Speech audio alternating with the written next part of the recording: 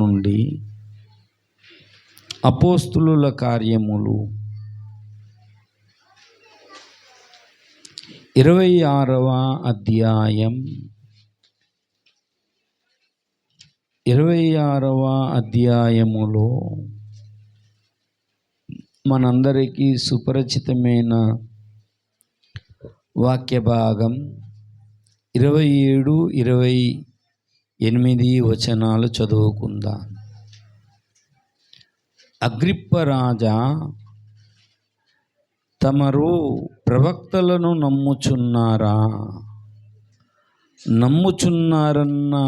నమ్ముచున్నారని నేను ఎరుగుదును.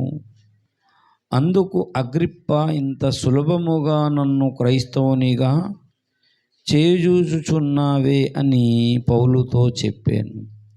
అందుకు పౌలు, సులభముగాను దుర్లాభముగాను తమరు మాత్రమే కాదు, నేను నా మాట వినువారందరూ ఈ బంధకము తప్ప నా వలె ఉండునట్లు దేవుడు అనుగ్రహించునుగాక అని నేను ప్రార్థన చేసుకుంటాను.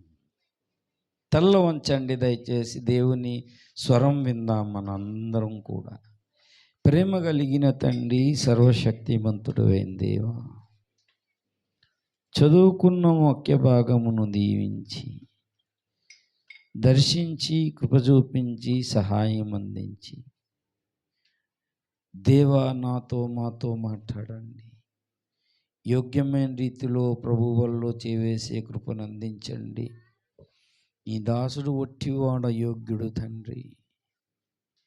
నీ దాసుని నాయన మీరు అభిషేకించి మాటలు అందించి స్పష్టంగా, సూటిగా, తేటగా మాట్లాడి, మాకు కాదు యెహోవా ఘనత మహిమ ప్రభువాళ్ళు మీకు ఆరోపిస్తూ ఈ వాక్యములోని భావాన్ని మేము మా జీవితంలో అన్వయించుకొని నడిచి లేఖనాలే మా బ్రతుకుల్లో వ్యక్తిత్వం దాల్చి బ్రతుకున్నట్లు సహాయం అందించమని, మా జీవితములో నాయన మహా అద్భుతం ఏమిటంటే నాయన తండ్రి, నీ లేఖనాలు మా బ్రతుకులో నెరవేరుట ఇది గొప్ప అద్భుతము నాయన తండ్రి. ఇలాంటి అద్భుతాలు మేము సంఘములో చూచున్నట్లు సహాయం అందించమని, పరిశుద్ధాత్మ దేవ, మీ దాసుడు ఎంత బలహీనుడు, ఎంత నర్హుడో, ఎంత యోగ్యుడో మీకు తెలుసు నాయన. నీ పరిశుద్ధాత్మ అభిషేకముతో పరలోకపు బలిపీఠపు తైలకములోని తైలాన్ని ప్రోక్షించి అభిషేకించి నోటికి మాటలు అందించి మీ నామాన్ని హెచ్చించుకోమని యేసయ్య దివ్యనామమున అడిగి వేడుకొనుచున్నాము తండ్రి. దేవుని సంగమా, నేను కొట్టే కట్టే తెచ్చే అన్నట్టు సింపుల్గా నేను చెప్తాను. ఎందుకంటే ఇది సామాన్యమైన అంశము కాదు. ప్రవక్తల సందేశం మీద క్రైస్తవ జీవితము ఆధారపడి ఉన్నది. క్రైస్తవ్యం అంతా కూడా ప్రవక్త సందేశాన్ని బట్టి ఎవ్వరూ దేవుణ్ణి చూడలేదు. చూచిన ప్రవక్తలు సాక్ష్యం ఇచ్చారు. దీనిని పౌలు భక్తుడు వాళ్ళ పితురాచార ప్రకారం ఆ ప్రవక్తల సందేశాన్ని నమ్మాడు. కాబట్టే అగ్రిప్ప రాజా అనే ఆయన్ని అడిగాడు, మీరు ప్రవక్తలను నమ్ముచున్నారా? ఈ మాటను రూఢీపరుస్తూ, పౌలు మాటను రూఢీపరుస్తూ మళ్ళా పౌలే హెబ్రీలకు రాశాడు. హెబ్రీలకు ఒకలాగా అడిగాడు, ఈయనకు ఒకలాగా అడిగాడు. హెబ్రీలకు ఏం రాశాడు? 1వ అధ్యాయం 1వ వచనములో చూస్తే, పూర్వకాలమందు నానా సమయములలోనూ నానా విధములుగా ప్రవక్తల ద్వారా మన పితరులతో మాట్లాడిన దేవుడు ఈ దినముల అంతమందు కుమారుని ద్వారా మనతో మాట్లాడెను. చాలు, మన పితరులతో మాట్లాడిన దేవుడే ఫస్ట్ స్టేట్మెంటు కుమారుని ద్వారా ఈయన ఒకటే, కుమారుని ద్వారా మాట్లాడుతున్నాడు. మన పితరులతో మాట్లాడిన దేవుడే ఏమన్నాడు? పూర్వకాలమందు అంటే ఇటు ఆది కాండము నుండి, అంటే చాలామంది దేవుని బిడలారా ఈ దినాలలో పాత నిబంధన వరకు ప్రవక్తలే, ఆ తర్వాత ప్రవక్తలు లేరు అనే మాట చాలామంది అంటాడు. అహాబు కాలములో ఒక ప్రవక్త ఉన్నాడు. ఈ ప్రవక్తలనే మాటలో ఆశాకాలంలో ఓదేదు అనే ప్రవక్త ఉంటాడు. ఆహాబు కాలములో మీకాయా అనే ప్రవక్త ఒక ఆయన ఉంటాడు. దావీదు కాలములో నాతాను ప్రవక్త ఉంటాడు. మోషే ప్రవక్తే, యెషయా ప్రవక్తే, ఇర్మియా ప్రవక్తే, ఓషియా ప్రవక్తే. యెషయా వేరు, ఓషియా వేరు. మళ్ళీ ప్రవక్తల్లో పెద్ద ప్రవక్తలు వేరు, చిన్న ప్రవక్తలు వేరు. కాబట్టి ప్రవక్తలలో మనం ప్రవక్త అంటే అర్థం ఏమిటి అంటే గడిచిన కాలములో, గత కాలంలో కానీ భవిష్యత్ కాలంలో కానీ, భవిష్యత్ అంటే జరగబోయేది, వర్తమానం అంటే ప్రస్తుతం, వర్తమాన కాలములోని కానీ దేవుడు బయలుపరిచిన రహస్యాలను ప్రకటించడమే ప్రవచనం. గుర్తుపెట్టుకోండి ఈ మాట. గడిచిన కాలము భవిష్యత్ కాలంలో కానీ, వర్తమానం ప్రస్తుత కాలంలో కానీ, జరగబోతున్న భవిష్యత్ కాలములో భూతకాలం, వర్తమానం, భవిష్యత్ కాలంలో ఉన్న మర్మాలు దేవుడి ద్వారా బయలుపరచబడి ప్రకటించడమే ప్రవచనము. దీనికి సరి అయిన అర్థము. ఇది నేను చెప్పలేదండి, ఆ దీపస్తంభములో దైవజనుడు తెలియజేసాడు విషయాన్ని. ఎందుకంటే ఒక్కొక్క పుస్తకం 10 సార్లు చదివాను నేను. ఇది మొదటి వర్గం. ఇలాంటి వాళ్ళు ఉన్నారా అంటే బైబిల్ నిరూపిస్తుంది. బైబిల్ దేవునికి స్తోత్రం కలుగునుగాక. 2 సమూయేలు గ్రంథము 12, 2 సమూయేలు గ్రంథము తీయండి. ఇది నా ద్వారా కట్టబడుతున్న సంఘానికి నేను చెప్పలేదనేది రాకూడదు. 2 సమూయేలు గ్రంథము 12:7 నాతాను ప్రవక్త ఏం చెప్తున్నాడు దావీదుతో?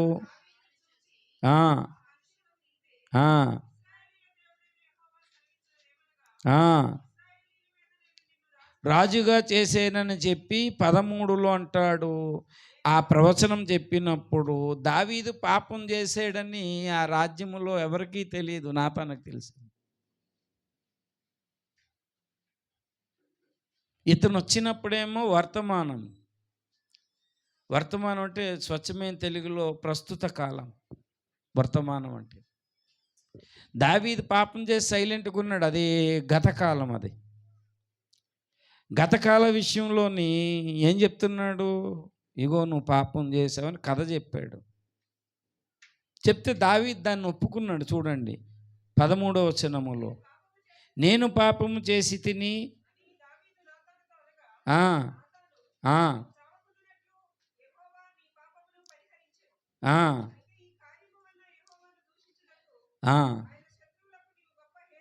చాలు చాలు చాలు, ఒక హెచ్చరిక చేసాడు ప్రవక్త.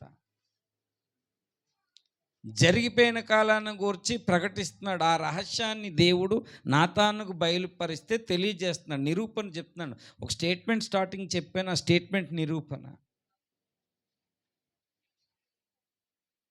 గడిచిన కాలాన్ని గురించి చెప్పడం.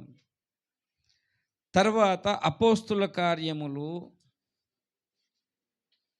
11వ అధ్యాయములో, అపోస్తుల కార్యములు 11వ అధ్యాయములో మనం చూస్తే 11:28 అనుకుంటాను. చూడండి, అక్కడ ఒక ఆయన ఉన్నాడు, అగబు అనే ఉన్నాడు. 28 నిలువబడి భూలోకమంతా గొప్ప కరువు రాబోతుందన్న ఆత్మ ద్వారా సూచించెను. క్లౌదియా చక్రవర్తి కాలం నందు సంభవించెను. ఆ చాలు చాలు చాలు అంటే ఒక కరువు రాబోతుందనే విషయం ఏంటంటే క్లౌదియా చక్రవర్తి కాలంలో భవిష్యత్తులో జరగబోతుంది. ఇక్కడే కాదు, తర్వాత 21 అధ్యాయంలో చూడండి. 21 అధ్యాయంలో 10వ వచనంలో చూడండి దయచేసి. 21:10 ఏం చెప్పాడు? ఆ ఒక ప్రవక్త యూదయకు వచ్చెను. ఆ కట్టుకొని యెరూషలేములో యూదులు బంధించి అన్యుల చేతికి అప్పగిస్తారని పరిశుద్ధాత్మ ద్వారా ప్రవచిస్తూ ఉన్నాడు. దేవునికి స్తోత్రం కలుగును గాక. ఇది జరిగిపోయిన అంటే భవిష్యత్ కాలాన్ని గూర్చిన ప్రవచనం. కరువు వస్తుంది అని, ఇలా బంధిస్తారు అని. మరి ప్రస్తుత కాలం గూర్చి 1 కొరింథీ పత్రిక 14వ అధ్యాయం చూడండి. 1 కొరింథీ 14, 1 కొరింథీ పత్రిక 14వ అధ్యాయం 24వ వచనం చదవండి. అందరూ ప్రవచనం ప్రకటించడం అని చెప్పుకున్నాం. ప్రవచించుచుండగా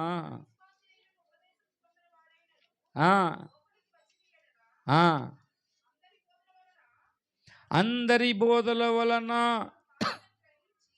తాను పాపినని గ్రహించి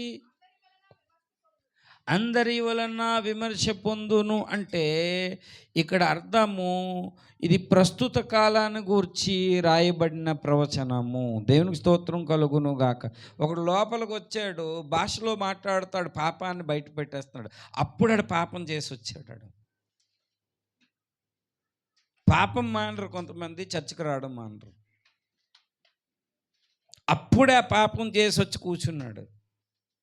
ఎవరికీ తెలియదు అనుకుంటున్నాడు హృదయంలో. కొంతమంది ప్రవచిస్తూ ఉన్నారు. ఆ ప్రవచిస్తూ ఉన్నప్పుడు ఆ ప్రవచనంలో ఏంటంటే వాడు ఒప్పుకుంటున్నాడు, విమర్శింపబడుతున్నాడు, ఈ పాపం చేశాడని చెప్పి. చాలామంది దీనిని, ఈ ప్రవక్త అనేది ఇలా చేస్తారు. ప్రవక్త అంటే గడిచిన కాలం చెప్పేదేమో నాతాను, ప్రస్తుత కాలం చెప్పేదేమో కొరింథీల్లో ప్రవక్తలు ఉన్నారు. అలాగే దేవుని బిడ్డలారా, రాబోతున్న కాలంలో భవిష్యత్ కాలం గురించి చెప్పిన ఎవరు? హగబు అనే ప్రవక్త బైబిల్లో ఉన్నారు. దేవునికి స్తోత్రం కలుగును గాక. ఒక విచిత్రమైన విషయం ఏంటి అంటే, సైతానుగాడు బోధిస్తుంది ఏంటంటే ప్రవక్తలు లేరు అని బోధిస్తున్నారు. ఉన్నారు కానీ పాత నిబంధన వరకు ఉన్నారని చెప్తున్నారు. ఒకవేళ పాత నిబంధన వరకు మరి బైబిల్ ఏం చెప్తుంది ఈ విషయంలో? ఈ విషయంలో బైబిల్ ఏం చెప్తుంది? ప్రవక్తలు ఉన్నారా అనేది ప్రశ్న. ఉంటే వాళ్ళు ఏం చేస్తారు? వాళ్ళు దీనిని చక్కటి తర్కానము, కొత్త నిబంధనలో ప్రవక్తలు ఉన్నారు, హగబు ఉన్నాడు, కొత్త నిబంధనలో ఉంటారు అని లేఖనం చెప్తుంది. చాలామంది ప్రవక్తలు లేరు అని పాత నిబంధనలోనే ఉన్నారు, లేఖనాలేమో పాత నిబంధన అయిపోయింది కాబట్టి ప్రవక్తలు లేరని సడని. ఈనాడు నేను సూటిగా చర్చ్ ఆఫ్ క్రైస్ట్ వాళ్ళు నేను అడిగాను, ఇదే మాట అడిగాను. నేను ఏమని అడిగాను? ఎఫెసీలకు రాసిన పత్రిక. షారోన్ అక్కడికి ఎందుకు వెళ్ళావు? వెళ్ళారా? ఎవరైనా సండే స్కూల్ టీచర్ తీసుకురండి. ఎఫెసీలకు రాసిన పత్రిక 4వ అధ్యాయం 11, 12, 13. మనమందరము విశ్వాస విషయంలోనూ జ్ఞాన విషయంలోనూ ఏకత్వం పొంది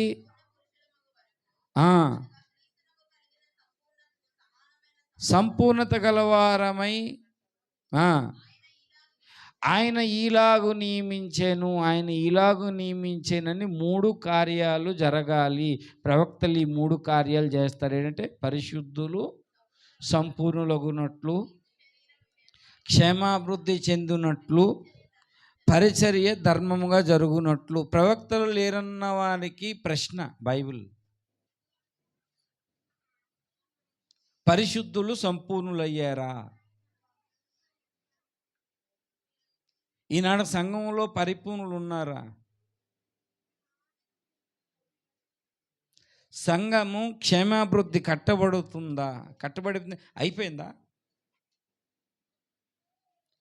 పరిచర్య ఈనాడు ధర్మంగా జరుగుతుందా? బైబిల్లోనేమో ప్రవక్తలు అపోస్తులని ఉన్నాయి బైబిల్లోని.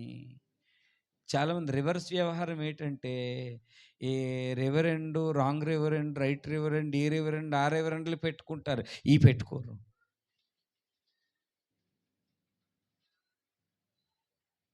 పెట్టుకోవాల్సిన బిరుదులు పెట్టుకోరు. నేను కాపరిని, నేను సువార్థికుణ్ణి, నేను ఉపదేశకుణ్ణి.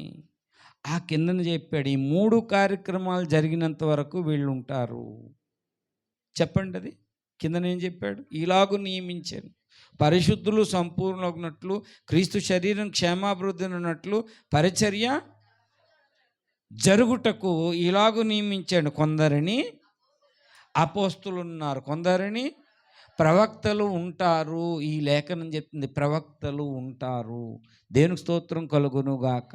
ప్రవక్తలు లేరు అన్న వారికి ఈ సందేశం మనము ఈ ఎఫెసీ పత్రిక తీసి, ఎఫెసీ పత్రిక పాత నిబంధన కొత్త నిబంధన? మరి లేరని చెప్పారు.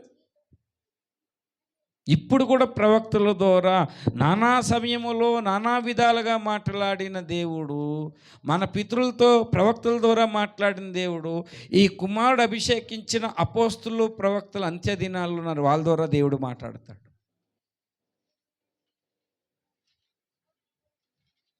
ప్రవక్తలు చెప్పండి, ప్రవక్తలలో 2 వర్గాలు.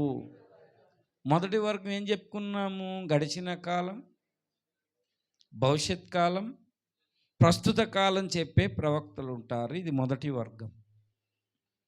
రెండో వర్గంలో ప్రవక్తలు అంటే అర్థం ఏంటంటే పెద్ద పెద్ద కర్మాగారాలు ఉంటాయి, పెద్ద పెద్ద ఫ్యాక్టరీ ఉంటుంది. ఆ ఫ్యాక్టరీలో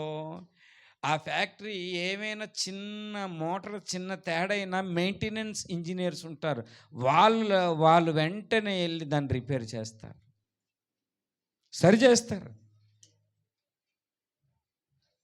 రెండవ వర్గం చెందిన వాళ్ళు ఈ కోవకు చెందిన వాళ్ళు, ఈ కోవకు చెందిన వాళ్ళు 2 తిమోతి 3వ అధ్యాయంలో వాళ్ళు చేసే పరిచర్య ఈ 4 చేస్తారు. లేఖనాలలో ఎత్తి చూపి 2 తిమోతి పత్రిక 3వ అధ్యాయం అందులో లేఖనములను ఎత్తి చూపించి వాళ్ళు ఏం చేస్తారు? 4 పనులు చేస్తారు. 3వ అధ్యాయం 16, 17. దైవజనుడు సన్నద్ధుడై పూర్ణముగా సిద్ధపడి ఉండునట్లు వాళ్ళ ముందు 2వ వర్గానికి చెందిన వాళ్ళు ఉపదేశిస్తారు, ఖండిస్తారు, తప్పుదిద్దుతారు, నీతి యందు శిక్ష చేస్తారు. మొదటి వర్గంలో ఉన్నవాళ్ళు ఒకవేళ వాళ్ళు చేసేది ఏంటంటే ఇలాగని తెలియజేస్తారు అంతే. రెండో వర్గం చెందిన వాళ్ళు మర్మాలు బయలుపరుస్తారు. మొదటి వర్గంలో ఉన్న వాళ్ళు ఒకవేళ అది పెడచెవిని పెడితే కొన్ని రోజులు పశ్చాత్తాపడి వాడు సరి అవుతాడు. కానీ రెండో వర్గానికి చెందిన వాళ్ళు పెడచెవిని పెడితే నీ జీవితం అంతా, నిత్యత్వం అంతా బహుమానం కోల్పోతావు, రెండో వర్గం చెందిన ప్రవక్తల మాటలు వినకపోతే. నిన్ను తప్పుదిద్దినప్పుడు, నిన్ను ఖండించినప్పుడు, నీతి యందు శిక్ష చేసినప్పుడు నువ్వు లోబడకపోతే నష్టపోతావు. అలాంటి వర్గానికి చెందిన ఒక దైవజనుడే పాత నిబంధనలో మోషే. దేవునికి స్తోత్రం కలుగును గాక. దైవజనుడు మోషే ఇశ్రాయేలు జనాంగానికి వెళ్ళి ఆయనే ప్రకటించుకున్నాడు, దేవుడు నన్ను పంపించాడని. ప్రకటించుకొని ఆయన ఇగో దేవుడు ఈ బాహుబలము చేత అద్భుతములు చేసి విడిపిస్తాడని ఫరోకు చెప్పాడు.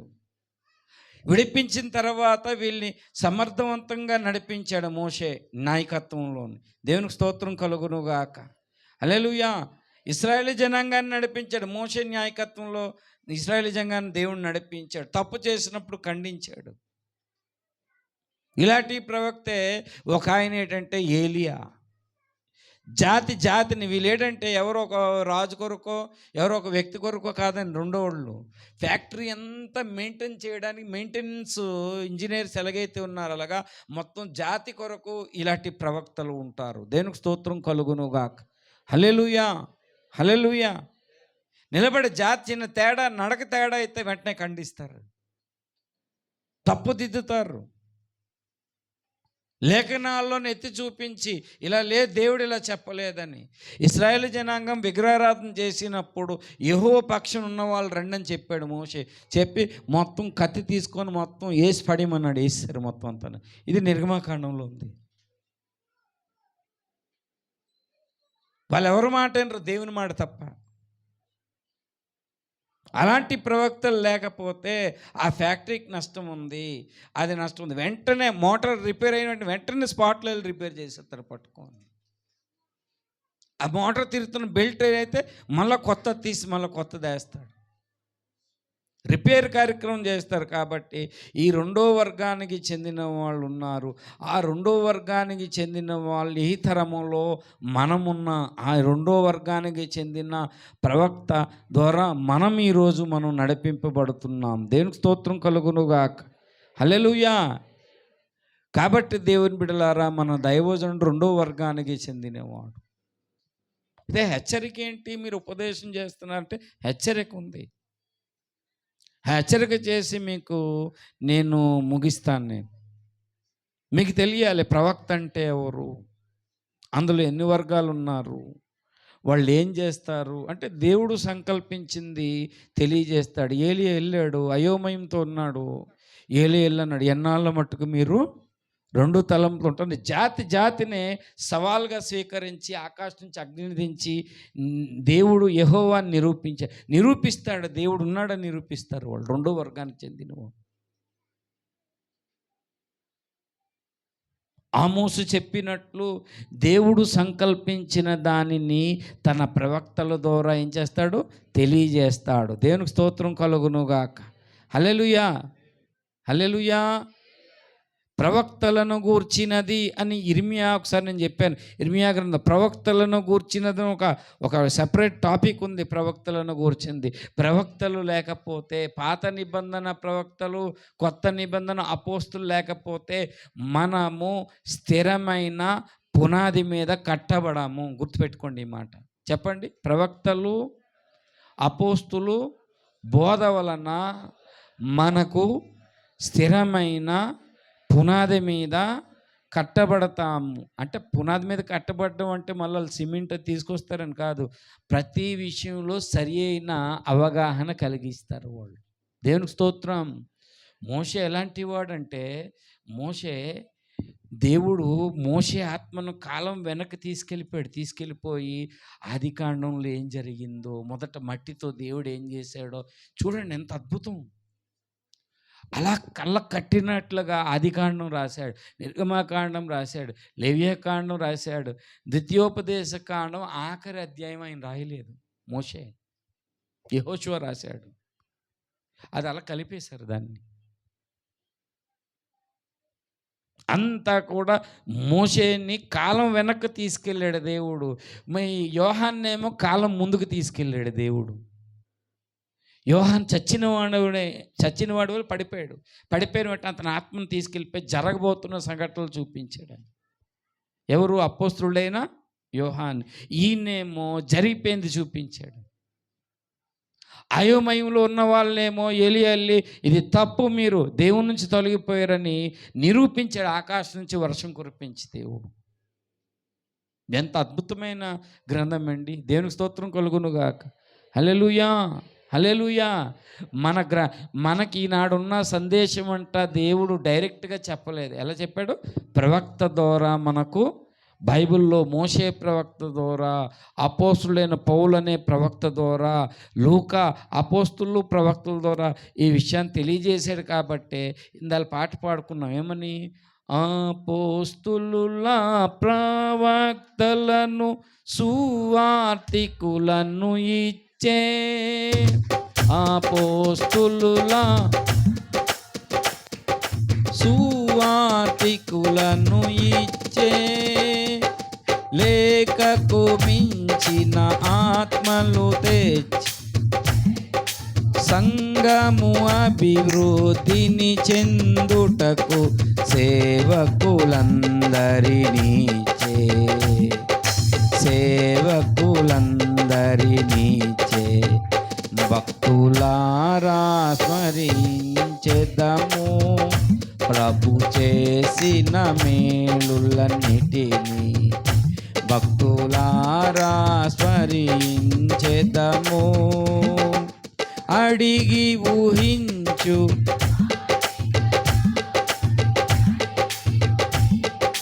వాటికన్నా సర్వము చక్కగా చేసే భక్తులారా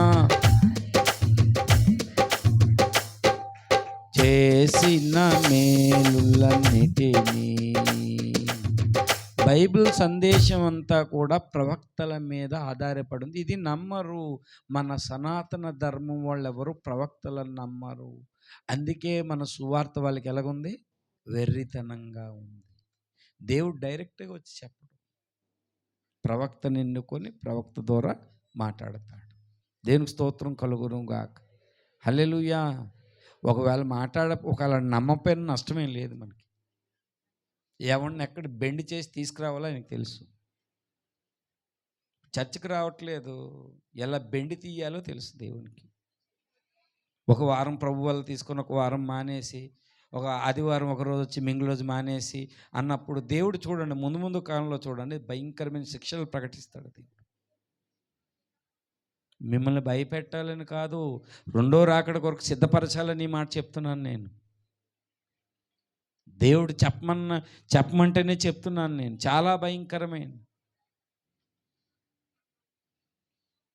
ఎందుకంటే ఆల్రెడీ అన్నాడు, జీవంగల దేవుని చేతుల్లో పడుట అన్నాడా లేదా? భయంకరము భయంకరము. దేవునికి స్తోత్రం కలుగును గాక. హల్లెలూయా హల్లెలూయా. అయితే ఈ ప్రవక్తల సందేశముతోటి ఈ మానవ మనుగడ కంప్లీట్ అవుతుంది. అపోస్తుల కార్యములు 3వ అధ్యాయం 21వ వచనములో నుంచి మనం హెచ్చరిక పొందుదాం. అన్నిటికీ కుదురుబాటు కాలములు వచ్చునని దేవుడు ఆది నుండి తన పరిశుద్ధ ప్రవక్తల నోట పలికించెను. అంటే ఈ ప్రవక్తలు దిద్దుబాటుకు పూనుకుంటారు. ఈ ప్రవక్తలు, దేవునికి స్తోత్రం కలుగును గాక. హల్లెలూయా. కుదురుబాటన్నా దిద్దుబాటన్నా చక్కపరచుటన్నా ఒకటే అర్థం. ఈ ప్రవక్తలు కుదురుబాటుకు దిద్దుబాటుకు పూనుకుంటారు. ఈ ప్రవక్తలు, ఈ ప్రవక్తల దిద్దుబాటు ఎప్పుడైతే జరిగిందో యేసు ప్రభువు వారు వస్తారు.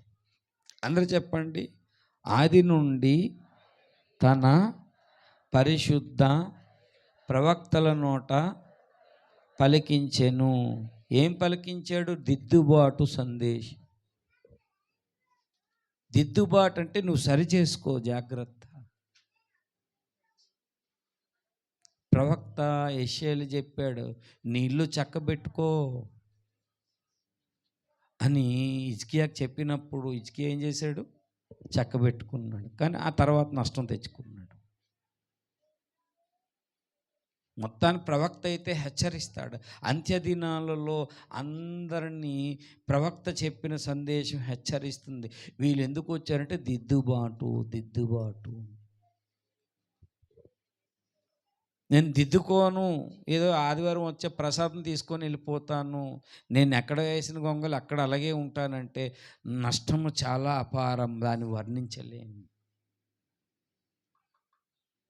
పిల్లల మీదకి కూడా వస్తుంది, జాగ్రత్త. నువ్వు చేసిన మూర్ఖత్వం నీ పిల్లల మీదకి వస్తుంది, జాగ్రత్త. ఇజ్రాయేల్ జనాంగం పిల్లలు ఏం చేశారండి? వాళ్ళు బానిసలుగా వెళ్ళిపోయారు.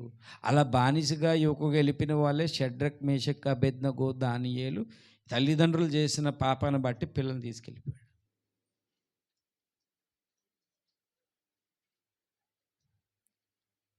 బ్రహ్మ గారు ఒక మాట అన్నారు, దేవుడు అమెరికాని శిక్షించకపోతే సొదొమ గొమొర్రకు క్షమాపణ చెప్పాలన్నాడు. ప్రస్తుతం అమెరికా త్వరలో శిక్షింపబడుతుంది. ఇజ్రాయెల్తో కలిసి ఉందనుకుంటున్నారు కానీ అరబ్బులు వదలరు. వాళ్ళు ఎక్కడున్న అరబ్బులే, వాళ్ళు దొంగ దెబ్బ తీస్తారు చూడండి, కావాలంటే అమెరికాని కుప్పకూలిపోద్ది అమెరికా. ఇది కూడా ప్రవచనం, ప్రవక్తే చెప్పాడు. మనకి ఎక్కువ కాలం లేదండి. నేను ఇంకా డ్యూటీ చేస్తాను, అక్కడ సేవ చేస్తాను, నేను ఇక్కడ చేస్తాను, నేను అక్కడ చేస్తాను, నేను లేట్గా వస్తాను, నాకు నచ్చినట్టే ఉంటానంటే టైం లేదు. మధ్యప్రాచ్యంలోని యుద్ధం స్టార్ట్ అయిపోయింది. రష్యా కానీ ఇస్రాయల్ మీదకి దండెత్తిందంటే ఈ అరబ్బులంతా వాళ్ళతో పెట్టుకొని వెళ్ళి రష్యాని పంపిస్తే మటుకు ఇంకా నీకు టైం లేదు. అప్పుడు ఎవ్వరు నిన్ను కాపాడలేరు. బయట అంత ఉగ్రత. ఎందుకంటే రాబోతున్న దినాల్లో గొర్రె పిల్ల ఉగ్రతను అంటే తాళజాలిన వాడెవడు అని గొర్రె పిల్ల మహా ఉగ్రత దినం రాబోతుంది. టైం లేదు. నువ్వేమి ఇంకా టైం అని చూసుకుంటున్నావు. టైం ఇదే. నోవాహు కాలంలో పెళ్ళికి ఇచ్చుకొని పెళ్ళికి ఇవ్వబడి ఇది ఈ సంతోషాలతో ఉంటారు. దేవుని ఒక ప్రవర్తన దిద్దుకోవడం, ఒక లేఖనం చెప్పింది దిద్దుకోవడం అంటుండదు. సరి చేసుకుందాం, దేవుని సహవాసానికి వద్దాం, ప్రార్థనలు ఎదుగుదామని లేదు. సిద్ధపడి ఉన్న ఆ కన్యకలు పెళ్లి కుమార్తె అంటే కన్యకలే కానీ బుద్ధి లేని కన్యకలు. వాళ్ళు బుద్ధి జ్ఞానం లేదు, జ్ఞానం లేని పరిశుద్ధులు విడవబడ్డారు. కాబట్టి ప్రవక్తల ద్వారా మనకు చెప్తున్న సందేశము 3 మెట్లు. ఏం దిద్దుకోవాలి మనం? మొట్టమొదటి విషయము ఇర్మియా గ్రంథము 7వ అధ్యాయము. ఆనాటి సమాజానికి ఈనాటి సమాజానికి అవసరమైన విషయం. 7వ అధ్యాయం 3వ వచనములో డైరెక్ట్గా చెప్తున్నాడు ప్రవక్త, సైన్యములకు అధిపతియగు ఇలాగు దేవుడే సెలవిచ్చున్నాడు, చెప్పమన్నాడా. 7:3 చదువుతున్నామ్మా. మీ మార్గములను మీ క్రియలను మీరు చక్కపరుచుకొనుడి. దేవునికి స్తోత్రం కలుగునుగాక. నెంబర్ 1. మళ్ళా ఒకసారి కాదు, మళ్ళీ 18లో చెప్పాడు. 18, 11 18వ అధ్యాయం 11లో చెప్పాడు. కాబట్టి ఇర్మియా చెప్తున్నాడు, నీవు వెళ్ళి యూదావారితో ఇట్లనము. దేవుడు చెప్పబట్టే చెప్తున్నాడు. యెహోవా సెలవిచ్చినదేమనగా, నేను ఒక కీడును కల్పించుచున్నాను, విరోధంగా యోచన చేయుచున్నాను.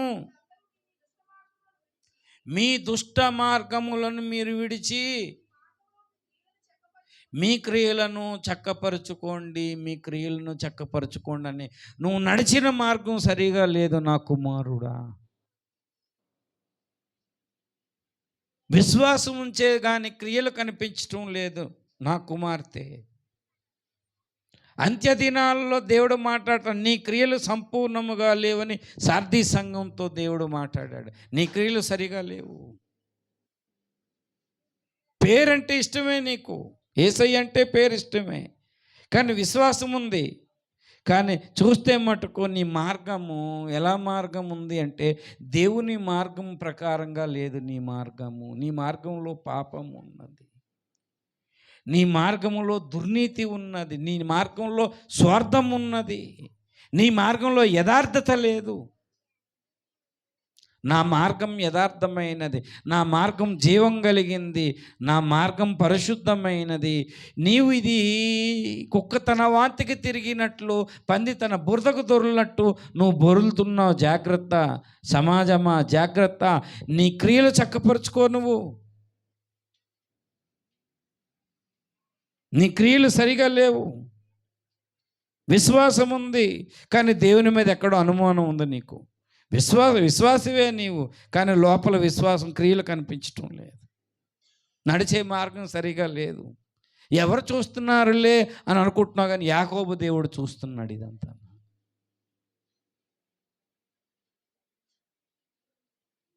ఇర్మియా గ్రంథం తర్వాత మళ్ళీ యెహెజ్కేలు తోటి మాట్లాడతాడు చూడండి. యెహెజ్కేలులో అది మళ్ళీ ఆ ప్రవక్త కూడా అదే 18:23లో రెండో విషయం చెప్పాడు. దుష్టులు మరణం నొందుట చేత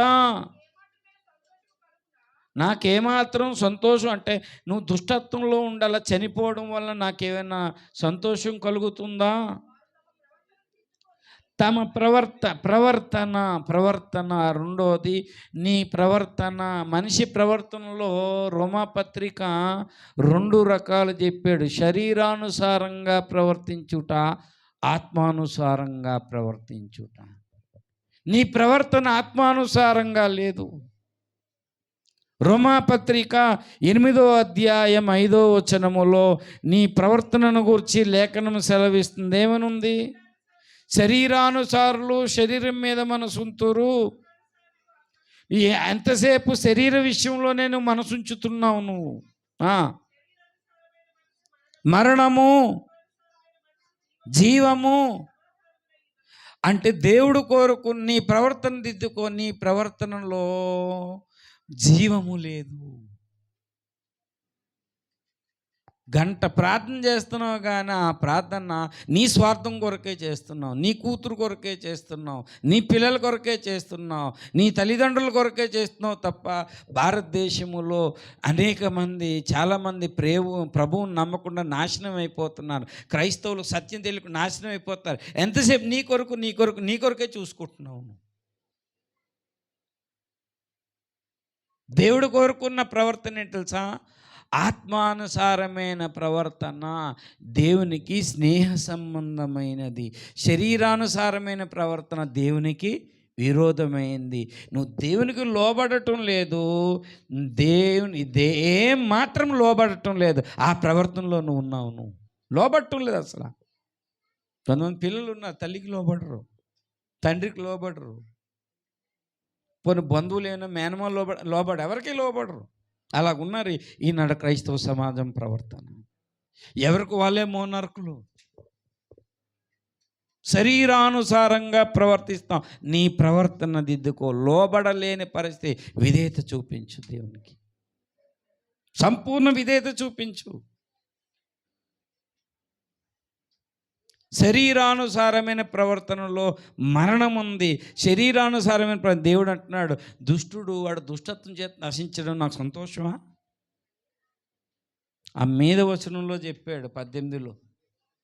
ఆ మీద వచనం చదవండి, 24లో చూడండి. అయితే నీతిపరుడు ఒక నీతిని విడిచిపెట్టి పాపం చేసి హేయక్రియల ప్రకారంగా అతడు బ్రతుకునా. దానికి ఎండింగ్లో చెప్పాడు, 33లో చెప్పాడు, మరణం నొందుట చేత నేను సంతోషించేవాడను కాను. మారు మనసు పొందండి, మీ మనసు త్రిప్పుకోండి అని దేవుడు హెచ్చరిక చేస్తున్నాడు. జాగ్రత్త. ఇది యెహెజ్కేలు గ్రంథంలో చెప్పాను 18వ అధ్యాయంలో 18, 20, 32 చదివించాను. 18, 32 చదివించాను. ఇదంతా కూడా దేవుడు బాధపడుతున్నాడు తన సమాజం. అలాగే నీతిమంతుడు ఒక్కసారి ఆ పాపాత్మలకు ఒక్కసారే చేస్తానన్నా చూడ నష్టం ఉంది ఆ వ్యక్తికి. అలాగనే పాపాత్ముడు ఒక్కసారి దిద్దుకున్నాడంటే వాడు బ్రతుకుతాడని కూడా చెప్పాడు. దేవునికి స్తోత్రం కలుగునుగాక. హల్లెలూయా. నువ్వు చర్చిలో వచ్చి పాపం ఒప్పుకుంటున్నావు, వాళ్ళు పాపం చేయడం మానట్లేదు. కుక్క తన వంతకి తిరిగినట్లు నీ ప్రవర్తన సరిగా లేదు. నీ ప్రవర్తన శరీరానుసారంగా ఉంది, జాగ్రత్త అని హెచ్చరిస్తుంది లేఖనం. ఈ లేఖనాన్ని ఎత్తి ఖండించమన్నాడు దేవుడు నన్ను. అక్కడేమో వాళ్ళు నడిచే మార్గం సరిగా లేదు. మార్గంలో ఈనాడు మోషే నడిచినట్టు నడుస్తున్నావు, హనోకు నడిచినట్టు నడుస్తున్నావా? ఈనాడు మార్గం ఎలాగుందంటే కయీను నడిచినట్టు నడుస్తున్నారు. ద్వేషం ఎదుటోళ్ళంటే పక్కింటోడు పడదు, ఎరిగింటోడు పడదు, ద్వేషము. కాబట్టి దేవుని సంగమా, ద్వేషంతోనే నీ మార్గంలో నడిచేస్తున్నావు, కోపంతో నీ మార్గం నడిచేస్తున్నావు, ఉపకారం అపకారం మనసు ఉంచుకొని నడిచేస్తున్నావు నువ్వు మార్గంలో. నీ మార్గాన్ని నీవు సరిచేసుకో, ఈ మార్గములను చక్కపరుచుకోండి, మీ క్రియలను చక్కపరుచుకోండి అని. రెండోది ప్రవర్తనను దిద్దుకోవాలి. ఈ ప్రవర్తించే విధానం వేరు. మూడోది నీ వ్యక్తిత్వాన్ని నీవు దిద్దుకోవాలి. వ్యక్తిత్వాన్ని ప్రశ్నిస్తున్నాడు. 50వ కీర్తన అది వ్యక్తిత్వానికి సంబంధించిన మాట. 50వ కీర్తన 17వ వచనం. దిద్దుబాటు నీకు అసహ్యము కదా, నా మాటలను వెనకకు త్రోస్తున్నావు. నువ్వు దొంగను చూసినప్పుడు దొంగని చెప్పలేకపోతున్నావు, నువ్వు దొంగ వైపు ఏకీభవిస్తున్నావు. నువ్వు వ్యభిచారం చేసే వాళ్ళతో సాంగత్యం చేస్తున్నావు. నువ్వు నీ నోరు తెరిస్తే చాలు కీడు చేయాలని చెప్పి, కీడే నీ నోట్లోంచి. నీ నాలుక చేదొచ్చేసింది, నాలుకలోనే చెత్త మాటలు వచ్చాయి, కీడు, కపటము. నువ్వు ఇక్కడ కూర్చోండి, ఎవరో కాదు, బయట ఎవరో కాదు, నీ సంఘంలో ఉన్న సహోదరులను కామెంట్ చేస్తున్నావు. వాళ్ళు అలాగా, వీళ్ళలాగా అంటే అప్పుడు దేవుడు నువ్వేలాగని అడుగుతాడు. దేవుడు కామెంట్ చేస్తున్నావు. నువ్వు వాడిని ఒకడు కీడు చేశాడండి, నేనేం చేయాలి? అలా కామెంట్ చేసే బదులు ప్రయోజనం లేదు. ప్రభువా ఆ వ్యక్తి ఇలాగ ఉందని దేవునికి అప్పచెప్పుకుంటే ప్రయోజనం ఉంది. దేవునికి అప్పచెప్పుకుని వదిలేయాలి అక్కడి నుంచి. ఆడు ఎలాగని 10 మందికి చెప్పడం వల్ల ఆడి పాపం క్షమించేస్తాడు, నువ్వు దొరికిపోతావు. నువ్వు కూర్చోండి ఎవరి మీద? నీ సహోదరుని మీద. చూడండి, పాస్టర్ గారు 3 సార్లు ఉపవాస ప్రార్థన పెట్టి ఇంట్లోని ఒకసారి పెట్టలేనందుకు ఎంత పాస్టర్ గారి మీద ఎంతని చెప్పి పాస్టర్ గారు ప్రార్థన పెట్టలేదంటాడు. ఈ 3 సార్లు పెట్టిందేంటి? ఈ 3 సార్లు పెట్టిందేంటి? అవ్వలేదు. నాకు పెట్టలేనందుకు పాస్టర్ గారు ఎవరని చెప్పి 10 మందికి చెప్పుకొని తిరుగుతారు పాస్టర్ గారు ఇలాగని. నువ్వే 10 మందికి సహాయం చేసావు, 10 సార్లు చేసావు, 11 సార్లు సహాయం చేయకపోతే ఏమంటాడు? ఈ 10 సార్లు సహాయం. అంత దుష్టులు నేటి క్రైస్తవ సంఘాల్లో ప్రభు బల కోసం వచ్చారు. ఎంత దారుణం ఇది! ప్రభు బల కావాలా నీకు?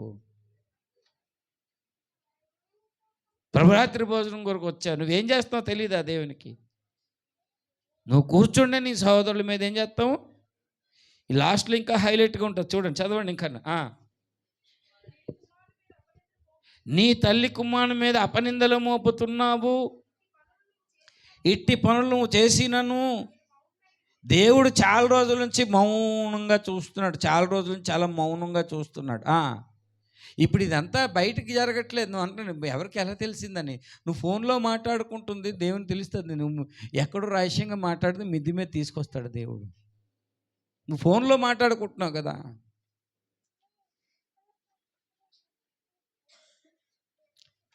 నిన్న కాక మొన్న 1 నెల కూడా కాదు, 3 నెలలు పరిచయం అయిన వాళ్ళ మాటలు నమ్ముతున్నావు నువ్వు. మరి నిన్నేమనాలి?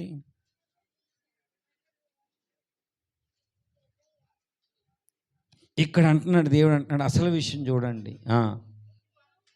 ఎట్టి పనులు నువ్వు చేసి నన్ను నేను మౌనంగా ఉన్నాను, నేను అందుకు నేను కేవలం నీలాంటి మట్టి శరీరం అనుకుంటున్నావా నన్ను? నీ కన్నుల ఎదుట ఒక టైం ఉంది, తీసుకొస్తాను నేను, తీర్పు దినము నీ కన్నుల ఎదుటగా వరుసగా పెట్టి నేను గద్దిస్తాను. జాగ్రత్త, నిన్ను అన్ని ఏది వదలను, నేను గద్దిస్తాను నేను. దేవుని మరచువారులారా యోచించుడి, చీల్చివేయుదును, తప్పించువాడెవడు? మిమ్మల్ని ఎవరు తప్పిస్తాడు? ఎవరు తప్పించడు. అంటే ఎవరు నిన్నేం చేయడు? తప్పించడు అని చెప్పాడు. లాస్ట్లో అవకాశం ఇచ్చాడు, స్తుతి యాగము అన్నాడంటే కృతజ్ఞత కలిగి ఉండును. నీ తప్పు ఒప్పుకొని, నీ మార్గం సరి చేసుకొని, నీ క్రియలు సరి చేసుకొని, నీ ప్రవర్తన సరి చేసుకొని నీ వ్యక్తిత్వం సరి చేసుకొని కలిగి ఉండని మానవజాతి నాడు చాలామంది దేవుని బిడ్డలు దేవునితో సమాధానపరుచుకున్నాడు దేవుడు. కానీ దేవుడు చూస్తుంటే ప్రవర్తన సరిగా లేదు. ఓ పక్కేమో లేఖనం ఉంది, అన్నిటికీ దేనికి, అన్నిటికీ కుదురుబాటు. అంటే రాజకీయానికి ఒక కుదురుబాటు ఉంది, వైద్యకు ఒక కుదురుబాటు ఉంది, విద్యకు ఒక కుదురుబాటు ఉంది. అన్నిటి దేవుడు దిద్దుకొని వస్తాడు అంత్య దినాల్లో. ఏ రంగాన్ని వదలడు. అమెరికాలోని లాస్ ఏంజల్స్ ఉన్నాయి కదా, అక్కడ చూసారా మొన్న అగ్ని ఎలా పుట్టిందో తెలియదు. వాళ్ళు అనుకున్నారు మేము దేవదూతలము, ఏంజిల్స్ అంటే దేవదూతలు అని అంత చక్కగా బోల్ డబ్బెట్టి కట్టుకున్న నగరాన్ని దేవుడు కాల్చిపాడేశాడు పట్టుకుని. అయితే దేవుడు ఒక్కటే కోరుతున్నాడు ప్రభరాత్రి భోజనం ముందు, నీ మార్గము ఈ వారం అంతా ఎలా తిరిగేవు నీవు, నీ క్రియలు కనిపించట్లేదు. మళ్ళీ కొంతమంది దేవుని తెలుసండి పాస్టర్ గారు, ఏడు దేవుని తెలుసు, కర్మేలు ప్రార్థన రావని దేవుని తెలుసు. దేవుని తెలుసు కాబట్టి రమ్మని నన్ను చెప్పమన్నాడు, రా కర్మేలు ప్రార్థనకి. ఎంత మూర్ఖత్వం తెలుసా, మీరు సరిగా ప్రార్థన చేయలేదండి అందుకే నేను రాలేదండి అంటున్నాడు ఒకడు. ఏ చెప్పుతో కొట్టాలండి వెళ్ళి, ఏ చెప్పుతో కొట్టాలి వెళ్ళి? నేనంటే సరిగా ప్రార్థన చేయట్లేదు అంటే అందుకే కర్మేలకు రావట్లేదంట.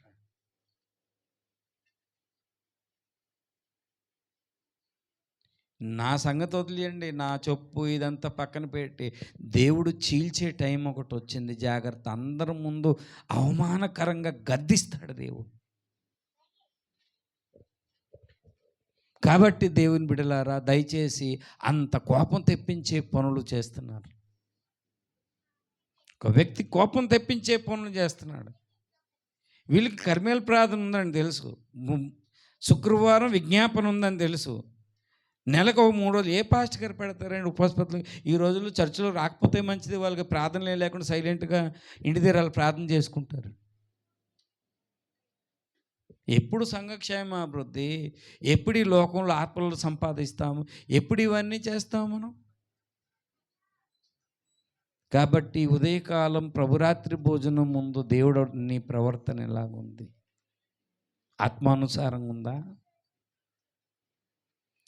నీ మార్గము లేఖనాల ప్రకారంగా నేను నడుస్తున్నానండి, లేఖనం ప్రకారంగా నా క్రియలు ఉన్నాయండి.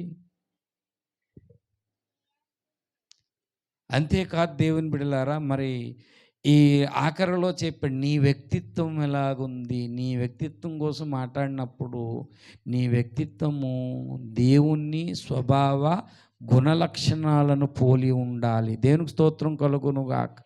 హల్లెలూయా. మన వ్యక్తిత్వం ఏమని పోలి ఉండాలి? దేవుని స్వభావ వ్యక్తిత్వ గుణలక్షణాలను పోలి ఉండాలి. దేవునికి స్తోత్రం. అదే పేతురు చెప్పాడు, దేవ స్వభావంలో మీరేమండి పాలివారై ఉండండి. దేవునికి స్తోత్రం. మనిషి స్వభావమే సరిగా లేదు, ఇంకా లోకాలు రకరకాల మృగాలు ఉన్నాయి. ఇంకెప్పుడు దేవ స్వభావం వస్తుంది అంటే వస్తుంది ఎప్పుడంటే మారు మనసు పొంది పాపక్షమాపణ కొరకు ప్రార్థన చేసి దిద్దుకున్నప్పుడు వస్తుంది. క్రైస్తవుడు అంటే అంత సులభంగా తయారవుడు. ఆ రాజు అన్నాడు, నన్ను అంత సులభంగా తయారు చేస్తున్నావా నువ్వు క్రైస్తవుడిని? క్రైస్తవుడు అంటే అర్థం ఏంటి తెలుసా? ప్రవక్త లేఖనాల ప్రకారం మన మార్గములు, మన క్రియలు, మన స్వభావము, మన వ్యక్తిత్వము, మన ప్రవర్తన దిద్దుకున్నవాడు, క్రీస్తు పొల్లోకి వచ్చినవాడు క్రైస్తవుడు. దేవునికి స్తోత్రం కలుగునుగాక. హల్లెలూయా. నన్ను అంత సులభముగా క్రైస్తవుని చేయాలనుకున్నావు అని వెంటనే ప్రవక్తలు నమ్మితే అడుగుతాడు ఏమని? పౌలు ప్రవక్తలు నమ్మినప్పుడు యెషయా ప్రవక్త ఎందుకు నమ్మలేదు? ఇదిగో కన్య గర్భవతి కుమారును, మరి యేసుప్రభు పుడతాడని తెలుసు కదా, ఇది యేసుప్రభు నమ్మినాడే కదా క్రైస్తవుడు. అంటే ఏమనేసాడు? నన్ను అంత సులభముగానే. క్రైస్తవుడు అంత సులభంగా తయారవడండి. ప్రతిసారి వాడు 1కి 10 సార్లు తప్పటడుగులు వేస్తూ వ్యతిరేకిస్తూ దేవుడు అలా చేస్తూ పర్లేదు 7 మార్లు పడినాను తిరిగి లేస్తారు. కానీ ఇంక అలా పడుతూనే ఉంటావా నువ్వు? లేగవా నువ్వు? దేవుని పోలిన దేవుని మార్గం బైబిల్లో ప్రకటింపబడింది. నా మార్గము వివేక మార్గం, నా మార్గం యథార్థమైంది, నా మార్గం నీతి కలిగిన మార్గం, నా మార్గంలో న్యాయం ఉండాలి, సత్యం ఉండాలి. అంటే అలాగే మన మార్గం మనం నడుస్తున్నాము. మనం అప్పటికేమన్నాడు, తీకండి లేఖనాలు తీస్తే, అందుకే భయం నాకు. 37వ కీర్తన, నీ మార్గం యెహోవాకు అప్పగించుకొనుము అన్నాడు. దేవునికి స్తోత్రం కలుగునుగాక. హల్లెలూయా. నీ మార్గము నువ్వు నడద్దు, దేవునికి అప్పగించుకొని నడిస్తే దేవుడు తన మార్గంలో నడిపిస్తాడు. దేవునికి స్తోత్రం కలుగునుగాక. హల్లెలూయా. యెహోవా అప్పగిస్తే నీ హృదయ వాంఛలను తీరుస్తాడు ఆయన, నీ కార్యాన్ని జరిగిస్తాడు. కాబట్టి ప్రభురాత్రి భోజనం కొరకు వచ్చిన వాళ్ళందరూ దయచేసి ఈ వారమంతా ఒక ఉపవాస ప్రార్థన రాలేదు, ఈ వారమంతా కర్మేల ప్రార్థన రాలేదు, ఈ వారమంతా నీ కుటుంబం కొరకు కష్టపడ్డావు నువ్వు. దానికి పెద్ద ఫీల్ అయిపోద్దు దేవుని కొరకు కష్టపడినట్లు. కొంతమంది వాళ్ళ కుటుంబం కొరకు కష్టపడుతూ కూడా దేవుని సన్నిధికి వస్తారు. కాబట్టి దేవుని సంగమా, ఒకసారి ప్రభురాత్రి భోజనం తీసుకునే ముందు పరీక్షించుకుందాం, తీర్చుకుందాం. చాలామంది వెళ్ళిపోతున్నారు ప్రభురాత్రి. ప్రేమ్ కుమార్ వెళ్ళిపోతున్నావు నువ్వు, ప్రభు వల్ల తీసుకొని వెళ్ళిపోతున్నావు, అది నష్టం. శ్రీన్ గారు కూడా వెళ్ళిపోతున్నారు, నష్టం అది. ఇప్పుడు దేవుడు పరలోకంలో ఇతడు ఎంత నష్టమైన నా కొరకు, నా వాక్యం కొరకు అంత గుండె నొప్పి అయినా సరే, అంత గ్యాస్ ఫామ్ అయినా నిలబడ్డాడన్న సాక్ష్యం నీకు కావాలా? అయ్యో నా వాక్యం వినుకుంటే వెళ్ళిపోయాడన్న సాక్ష్యం నీకు కావాలా? నీకన్నా ఎక్కువ వచ్చాయి నా బాడీకి కోవిడ్లో. నేను అసలు టైం ప్రకారంగా అన్నం తినాలి. నీలాగా ఆలోచిస్తే ఈరోజు ఇక్కడ వాక్యం ఉండదు. డాక్టర్లు టైం ప్రకారం తినమని అసలు నన్ను మాట్లాడొద్దు అన్నారు. ఎంత గట్టి మాట్లాడితే అంత నరాలు ఎఫెక్ట్ అవుతాయి, అది ఇదని చెప్పారు. మొత్తం కోవిడ్ అన్నీ తీసుకొచ్చింది బాడీలోకి. మొండిగా నేను వెళ్తాను, ఆ మొండితనం నీకు రావాలి. అలాంటి వాళ్ళండి పరలోక రాజ్యానికి యోగ్యులు. ఏం సాధించారో వెళ్ళిపోతున్నాడు. ప్రేమ్ కుమార్ ఏం సాధించావు? మధ్యలో లేచి వెళ్ళిపోతున్నారు, ఏంటో తెలియదు. యవనస్తులు కూడా చాలామంది చూస్తాను ప్రభురాత్రి భోజనం కొరకు వచ్చి వెంటనే వెళ్ళిపోతున్నారు. కనీసం ఒక గంట అయినా ఆగచ్చు కదా.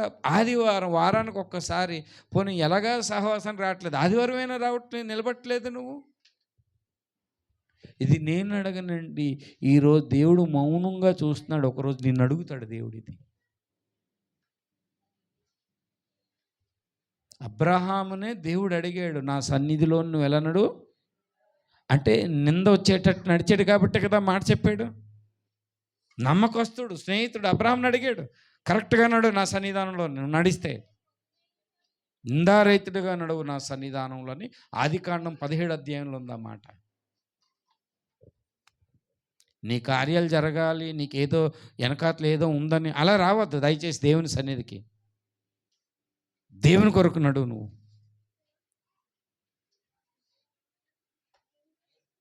మొన్న ఒక పెళ్లి దగ్గరికి వెళ్ళాను నేను. వెళ్తే మనం ఇందులోని బుధవారం పెళ్లి చేస్తాను. అమ్మాయి కోసం అందరూ చెప్పారు, ఎంత భక్తి పరురాలు, ఎంత ప్రార్థనా పరురాలు, ఎంత దేవుని కొరకు నిలబడుతుందని. నాకు ఎంత ముచ్చటేసింది. వాళ్ళు పాస్టర్ గారు చెప్తున్నారు, 4 గంటలు వేసిపోద్దంట ప్రార్థన చేసుకొని. మా అమ్మాయి కొరకు చెప్తా, మా అమ్మాయి వాక్యం వింటే వెనకాతలు పడుకుని పోతుంది. మా అమ్మాయి తల్లి పడుకుని పోయి, కూతురు పడుకుని పోయి, వాళ్ళ పుట్టిన పిల్లలు పడుకుని పోయి. దేవుడు కావాలంటే వీళ్ళకి. రేపు పొద్దున్న అడగడేవన్నీ. దేవుడు మౌనంగా ఉన్నాడని అనుకోవద్దు, ఏది అవ్వలేదు అనుకోవద్దు. అవకాశం ఇస్తున్నాడు. మనం దుష్టుడు మారుతాడేమో, ఒక నీతిమంతుడు మళ్ళీ దుష్టత్వంలోకి వెళ్ళి మళ్ళీ మారుతాడేమో అని అవకాశం ఇస్తున్నాడు. ప్రవక్తలు చెప్పిన క్రైస్తవుడు అంటే నిరంతరము దేవుని లేఖనాలను బట్టి, వాక్యాన్ని బట్టి దిద్దుకునేవాడు క్రైస్తవుడు. దేవునికి స్తోత్రం. మూలవాక్యం అదే.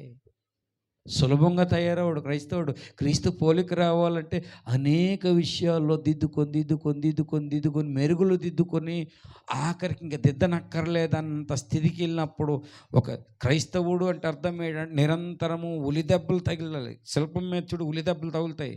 చెక్కబడి ఒకరోజు రూపం వస్తుంది. వెనకాతల నుంచి అలాగే వెళ్ళిపోయిన వాళ్ళు ఏం క్రైస్తవులండి?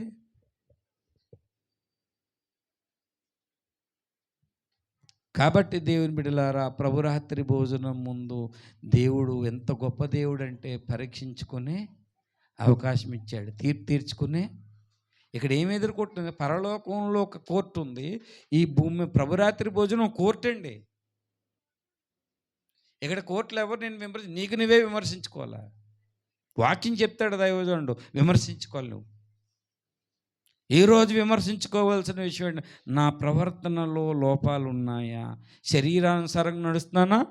శరీరానుసారంగా నడిచేవాడు లోబడ్డు, ఏమాత్రం లోబడ్డు మరణానికి వెళ్తున్నాడని చెప్పాడు రోమాపత్రిక.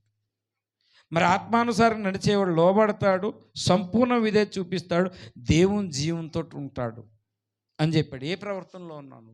లేదు నేను ఆత్మానుసార ప్రవర్తనలో, నువ్వు ధన్యుడు నువ్వు. నీ వ్యక్తిత్వం ఎలాగుంది? నీ వ్యక్తిత్వంలో నిందలు మోపుతున్నావా? నీ వ్యక్తిత్వం ఎలాగుంది? కీడును కల్పిస్తున్నావా? దేవుడు చూడలేదు అనుకుంటున్నావు నువ్వు ఈ పనులు చేస్తున్న పనులు? దిద్దుబాటును అసహించుకుంటున్నావా నీవు? దిద్దుబాటును అసహించుకున్న వాళ్ళు రెండో రాకడలో ఎత్తబడడండి. గుర్తుపెట్టుకోండి, రెండో రాకడకు అసలు సిసలైన సూచనలు కొన్ని ఉన్నాయి. ఏంటి అసలు సిసలైన సూచనలు? నాశనకరమైన వచ్చినప్పుడు అది అస్పష్టమైన సూచన. స్పష్టమైన సూచన ఏంటంటే అన్నిటికీ కుదురుబాటు స్పష్టమైన సూచన. పర్లేదులే, నాకు నచ్చినట్టు ఉంటాను, పర్లేదు, నీకు నువ్వు తృప్తిపరచుకోవద్దు. నీ ప్రవర్తనలో దేవుడు తృప్తిపరుస్తున్నాడా? నీ మార్గంలో దేవుడు సంతోషిస్తున్నాడా? నీ క్రియలను చూసి దేవుడు ఆనందిస్తున్నాడా?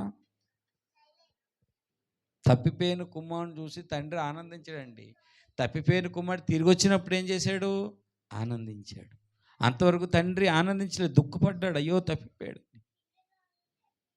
కాబట్టి ప్రభురాత్రి భోజనం ముందు ప్రతి ఒక్కరితో, కాలేజీకి వెళ్ళిన పిల్లలతోటి, స్త్రీలతో, పురుషులతో, యవ్వన చెల్లెములు ఎవరు చూడటం లేదు అనుకోవద్దు. నీ దేవుడు నిన్ను ఏం చేస్తున్నాడు? గమనిస్తూనే ఉన్నాడు. నీ మార్గం సరిగా లేదని చెప్తున్నాడు, నీ క్రియలు సరిగా లేదని చెప్తున్నాడు, నీ ప్రవర్తన సరిగా లేదు, నీ వ్యక్తిత్వం సరిగా లేదు, ఇంకా ఆదాము స్వభావంతో నడుస్తున్నావు, ఏది వద్దన్నాడు అదే చేస్తున్నావు నువ్వు. దేవ స్వభావంలో ఎప్పుడు పాలివారు అవుతారు. అలా దిద్దుకొని క్రీస్తు పోలికలోకి వద్దాం. దేవుని బిడలారా, క్రైస్తవుడు అంటే నిరంతరము దిద్దుబాటుకు లోబడిన వాడే, దిద్దుకున్నవాడే. అలాంటి వాళ్ళకు పరలోకంలో చూసి అబ్రాహాములా తయారవుతారు. కొంతమంది ఇస్సాకులా, కొంతమంది పౌలులాగా, కొంతమంది తిమోతిలాగా. వీళ్ళు చెక్కబడిన శిల్పాలను దేవుడు దేవదూతలు ఎదుట వీరి దేవుణ్ణి అనిపించుకోవడానికి ఆయన సిగ్గుపడడు. ఆ రీతిగా మనం బ్రతుకుదాం. రండి, ప్రభురాత్రి భోజనం మనం పరీక్షించుకుందాం, తీర్చుకుందాం. నాకు నేను, మీకు మీరు తీర్చుకుందాం. రండి.